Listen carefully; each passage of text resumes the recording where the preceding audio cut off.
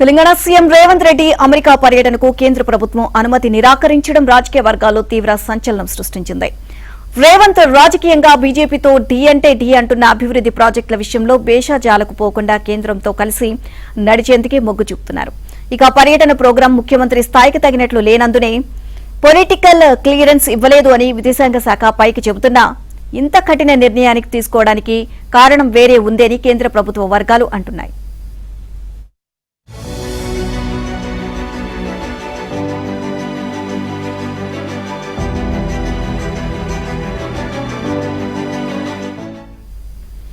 హైదరాబాద్ ను గ్లోబల్ సిటీగా మార్చాలని పట్టుదలతో ఉన్న ముఖ్యమంత్రి అందుకు కీలకమైన అమెరికా ప్రభుత్వంలో ముఖ్యులను కలిసే అవకాశాలను అన్వేషించారని భావిస్తున్నారు.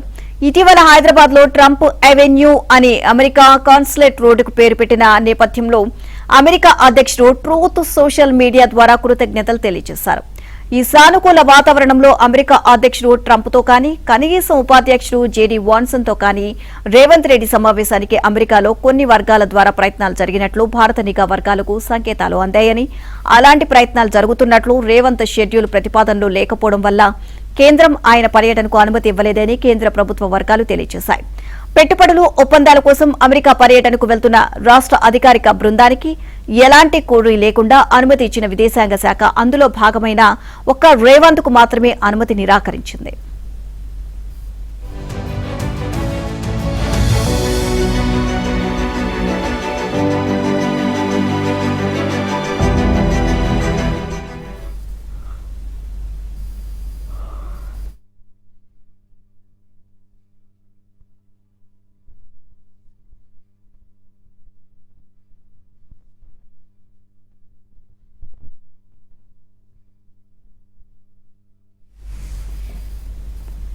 గతంలో 2 సార్లు రేవంత్ రెడ్డి అమెరికా పర్యటనకు కేంద్రం అనుమతించింది. ఈ ఏడాది జనవరిలోనే హార్వర్డ్ కెనడీ స్కూల్ కు కోర్సులో చేరడానికి వెళ్లారు. ఇక ట్రంప్ వాన్స్ తో భేటీ ప్రోటోకాల్ తో ముడిపడిన అంశం.